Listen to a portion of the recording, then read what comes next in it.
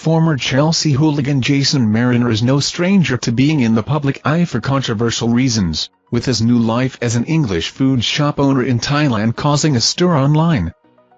Notorious football hooligan Jason Marriner is finding infamy again, as an English food shop owner in Thailand. Marriner was exposed as a member of the Chelsea Headhunters, a hooligan firm linked to various white supremacist groups, in a 1999 BBC documentary led by Irish investigative reporter Donald McIntyre.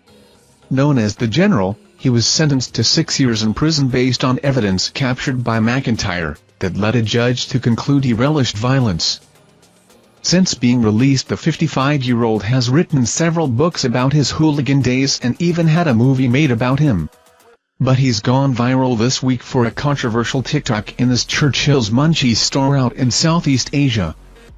In the video, Marriner can be seen showing off the products he offers for fellow British expats, beginning "Alright you slags" before continuing, "In me old lollipop at the moment ain't I, have a little look there, all your English bit of gear." He then pans the camera to a chest freezer which is emblazoned with an image of Fusilier Lee Rigby of the Royal Regiment of Fusiliers, the British Army soldier who was murdered in May 2013, and a message which appears to read, "Murdered by Islam on a British street." Forgotten by the media, by the political elite, but not by the public. But Marriner has hit back at the critics in another upload on his account. He said, "On my hamster's back legs, there's some mongrels about, isn't there? They hide behind their little keyboards, got plenty to say, you know what I mean? Whatever. They're jealous and bitter people. Listen, the love outweighed the mongrels, let me tell you that now." After giving a thumbs up to the camera and laughing about people telling him "you're this and you're that," he then adds, "Yeah, I know, but I live in the sun, I've got a pair of shorts and t-shirt on every day. Got a successful business over here, have a fantastic life, and if you think I'm worried about you on your silly little keyboards, absolutely no chance." Chelsea's Headhunters claim to be one of the original football hooligan firms in England dating back to the 1960s and 70s, when they were known as the Chelsea Shed Boys, and rising to prominence in the decades thereafter.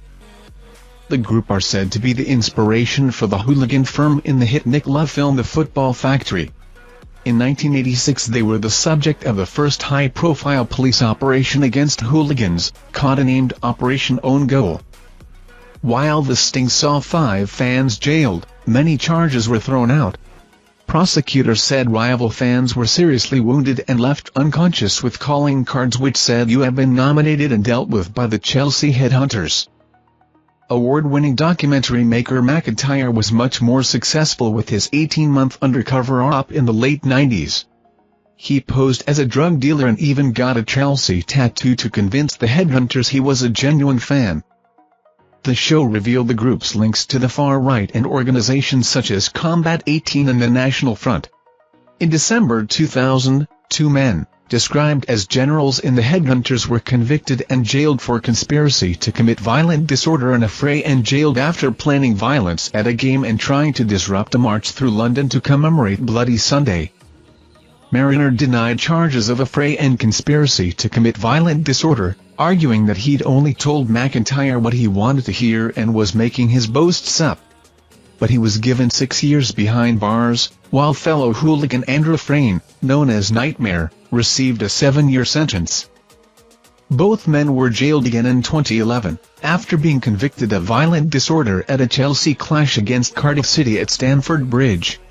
But the Chelsea Headhunters website said the McIntyre documentary was completely manipulated by its executive TV producers to gain more viewers, and Marriner released his own documentary telling his side of the story in 2009.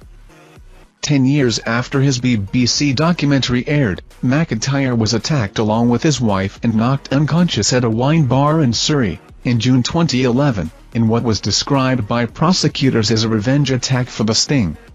A court heard a gang of thugs, one of whom berated McIntyre for his role in helping to jail Marriner, attacked them like a pack of wolves. In 2018 it was reported Marriner took part in a UVF parade in Belfast, while in 2020 former Rangers footballer Nacho Novo urged people to follow him on Instagram before deleting the bizarre post. Despite his troubled past, he has since become a public speaker and has appeared on This Morning and on podcasts. And rather than being a hooligan, he now describes himself as an author. His 3 books are It's Only a Game, Life as a Chelsea Headhunter and Kicking the Habit. In one of his previous TikTok uploads, boxing champion Tyson Fury can be seen sending his pal a video message. Thank you for watching our videos. Subscribe to our channel to get notifications when we post newest videos. Thank you and goodbye.